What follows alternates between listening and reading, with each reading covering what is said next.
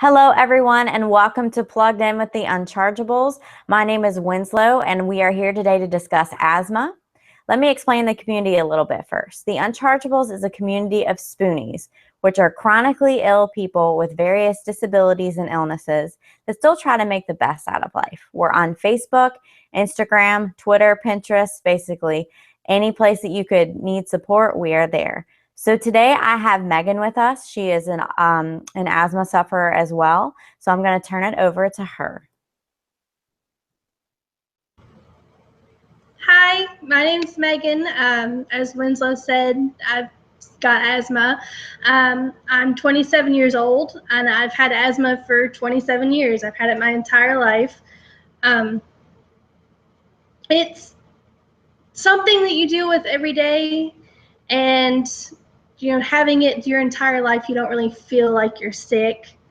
You just know what you need to do, and you try to go through your day. Back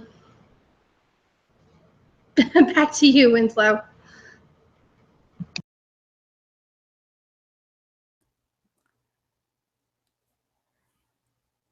So thank you, Megan. Like I said, we're going to discuss asthma today. I have asthma as a result of my disease. I have Addison's disease, which is endocrine failure. It's adrenal failure. And when my cortisol drops out, the first thing that happens to me is I have trouble breathing.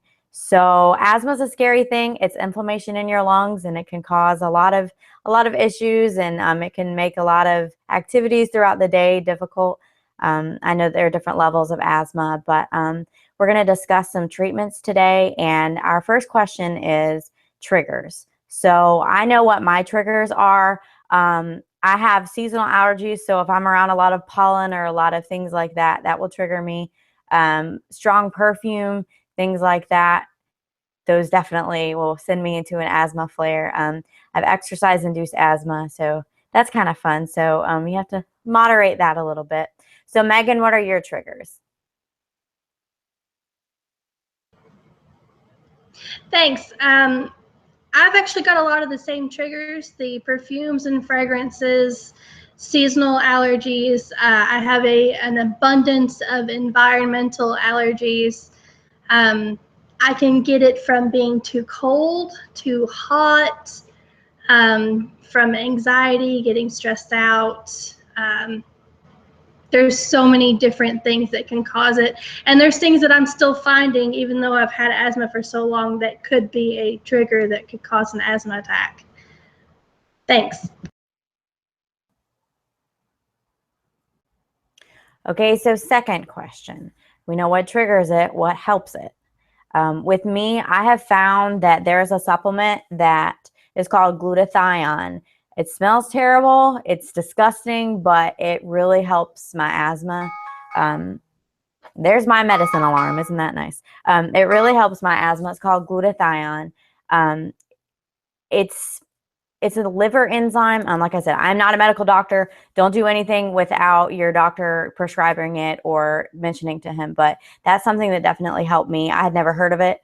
I take it once a day, and it definitely helped my symptoms. Another thing that helps my asthma is staying hydrated. When you're dehydrated, your body has to work twice as hard to do what it's supposed to do. So staying hydrated definitely helps me. Also, for those intense moments of like exercise-induced asthma and stuff like that, or if the season of allergies, always keeping your rescue inhaler with you is definitely important. So that's my tips. Megan, what are yours? For me, I am dependent on an inhaler, so definitely keep that with you all the time. I've also got the albuterol for the breathing machine if it does get worse. With the seasonal allergies, like this winter, I had to take a breathing treatment once a day, every day, just to keep it controlled. I haven't done a whole lot of alternative things. I haven't found much else that works other than the albuterol. Having it my entire life, I've tried many different kinds of preventative medications, and it's just easier to treat it when I have an attack than to try to prevent it with medication. One of the biggest things is trying to control your environment. So a lot of my triggers are the environmental allergies. That's pets and dust mites and molds and things like that. So it's, if you can control your environment to keep those triggers away, just keep up with your dusting and your cleaning and vacuuming.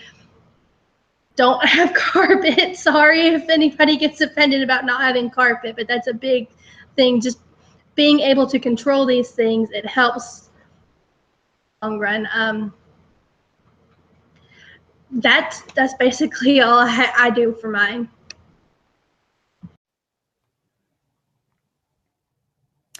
Thank you, Megan.